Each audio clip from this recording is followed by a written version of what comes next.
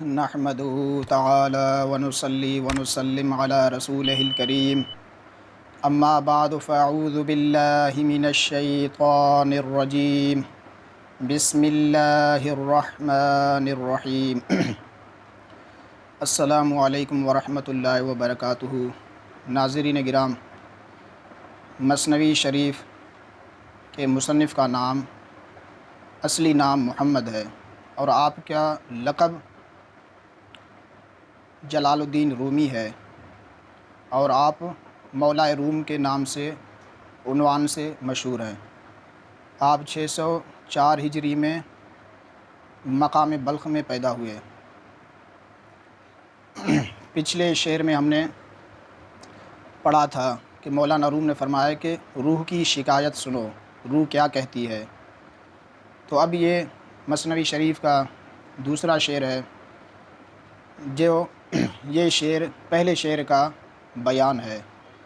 پہلے شعر میں کہا تھا کہ روح کی شکایت سنو، وہ کیا قصہ کرتی ہے، کیا حکایت کرتی ہے اور کیا شکایت بیان کرتی ہے۔ تو یہ شعر اس شعر کا بیان ہے کہ روح یہ بیان کرتی ہے۔ مولانا روم علیہ الرحمٰن نے فرمایا کہ زنیستان تا مرا ببریدند از نفیرم مرد و زن نالیدند۔ کز، یہ کز اصل میں کے از تھا، اس کو تخفیف کی وجہ سے الف کو گرا دیا، ضرورت شعری کی وجہ سے الف کو گرا دیا، کز بن گیا۔ نیستاں، نیستاں کہتے ہیں جہاں بہت سارے سرکنڈے اگتے ہوں، بانسری کی لکڑیاں اگتی ہوں، بانسری جہاں اگتی ہے اس جگہ کو کہتے ہیں نیستاں۔ نئے من بانسری اور ستاں، ستاں من جگہ، جیسے پاکستان پاک اور ستان سے مرکب ہے، پاک من پاک لوگوں اور ستاں من جگہ سے ہندوستان ہندوؤں کی جگہ، ترکستان ترکوں کی جگہ۔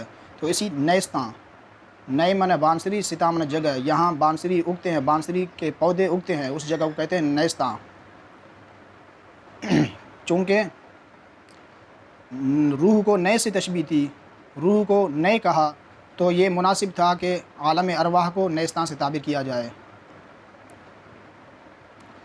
کز نیستاں تا، یہ تا ابتدا کے لیے، یعنی جب سے مجھے نیستاں سے، نئے کی زمین سے، ببریدند منع کاٹا گیا ہے۔ ببریدند ماضی قریب جمع غائب کا صیغہ ہے۔ فرماتے ہیں یہ روح کہتی ہے، روح کہتی ہے کہ جب سے مجھے نیستاں سے کاٹا گیا ہے، از نفیرم مرد و زن نالیدند، نفیر من آواز، نفیرم میری آواز سے، میرے رونے سے، میرے آہ و فغاں سے، مرد و زن چاہے وہ مرد ہو یا عورت ہو، نالیدند رو رہے ہیں۔ روح کہتی ہے کہ جب سے مجھے، جس وقت سے مجھے نیستاں یعنی عالم ارواح سے کاٹا گیا ہے، ببریدند کاٹا گیا ہے یعنی نکالا گیا ہے، جدا کیا گیا ہے، اور اس عالم ناسوت میں، عالم خلق، یہ عنصری جسم میں، انسانی جسم میں مرکب کیا گیا ہے، انسانی جسم میں مقید و قید کیا گیا ہے، تو اس وقت سے میں اس طرح درد انگیز طریق سے رو رہی ہوں۔ کیوں رو رہی ہوں؟ فضائل روحانی کی کمی یا معدوم ہونے کی وجہ سے۔ میں ادھر سے یہاں آیا تو میرے فضائل روحانی میں کمی واقع ہو گئی، تو اس وجہ سے میں اس طرح درد انگیز طریقے سے رو رہی ہوں کہ سننے والے چاہے مرد ہوں یا عورت ہوں، وہ میرے رونے کو دیکھ کر، میرے غم کو دیکھ کر، میرے بلبلانے کو دیکھ کر، تڑپ کو دیکھ کر میرے ساتھ عذرائے ترحم، رحم کی وجہ سے یا بوجہ تأثر، یعنی میرے رونے سے اثر لے کر وہ بھی میرے ساتھ رو رہے ہیں۔ یہاں نیستاں، ببریدہ اور نفیر یہ استعارہ مرشح ہیں نئے کے لیے۔ استعارہ مرشح علم بلاغت کی ایک اصطلاح ہے۔ استعارہ مرشح کہتے ہیں ہی ما ذکر فیہا ملائم و مشبہت بہی، مشبہ بہی کے ملائم، مناسب اور مشابہت کو ذکر کیا جائے تو اس کو کہتے ہیں استعارہ مرشح ہے۔ یا پچھلے شعر میں ہم نے پڑھا تھا نئے مشبہ بہی ہے، تو اس شعر میں یہ نیستاں، نفیر اور ببریدہ، نیستاں، نفیر اور ببریدہ یہ استعارہ مرشح ہیں کیونکہ یہ نئے کی مناسبات سے ہیں۔ ایک شکایت تو روح کی یہ تھی کہ مجھے کاٹا گیا ہے، میں روتا ہوں، سب میری آواز سنتے ہیں، میرے ساتھ روتے ہیں۔ نمبر 2 شکایت یہ ہے سینہ خواہم شرح شرح از فراق، تاب و گویم درد شرح اشتیاق۔ روح کہتی ہے کہ سینہ خواہم، میں ایک ایسا سینہ چاہتا ہوں۔ خواہم یہ خاصتاً سے فعل مضارع متکلم ہے، ایک سینہ چاہتا ہوں۔ شرح شرح، ایسا سینہ جو شرح شرح ہو، پارا پارا۔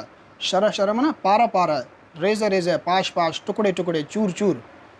مجھے ایک ایسا سینہ چاہیے جو از فراق، عشق کی وجہ سے پارا پارا ہو، عشق کی جدائی کی وجہ سے، فراق کی وجہ سے، محبوب کے ہجر کی وجہ سے وہ سینہ پاش پاش ہو چکا ہو، شرح شرح ہو چکا ہو۔ مجھے ایک ایسا سینہ چاہیے۔ سینہ تو چاہیے، لیکن کیوں چاہیے؟ آگے فرماتے تاب گویم، یہاں تا جو ہے برائے علت ہے، برائے سبب ہے۔ کس وجہ سے سینہ چاہیے؟ شرح شرح سینہ کیوں چاہیے؟ وہ اس وجہ سے، مجھے کیوں چاہیے سینہ چاک،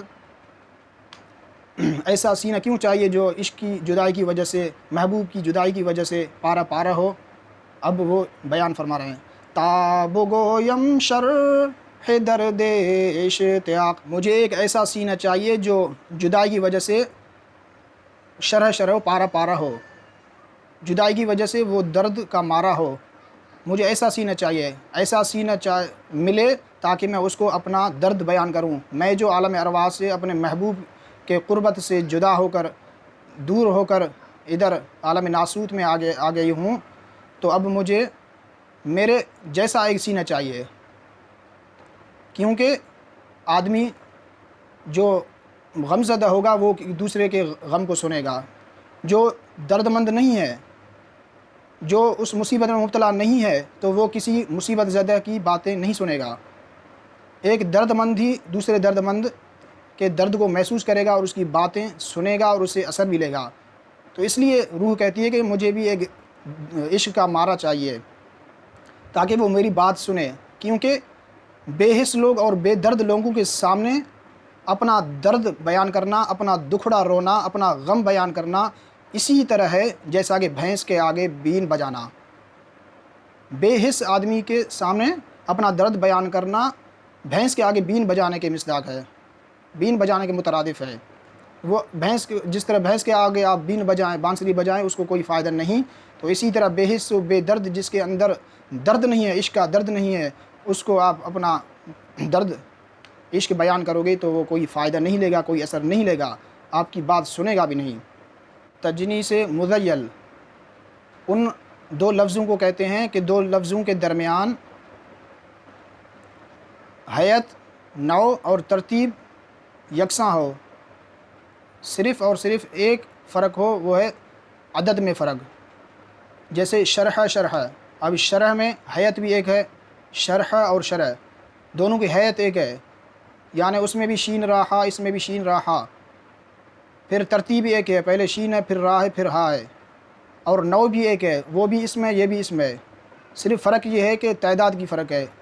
شرح میں 4 حروف ہیں اور شرح میں 3 حروف ہیں، اور ایک تعداد میں زیادتی ہو وہ بھی آخر میں ہو، اس کو کہتے ہیں تجنیس مذیل۔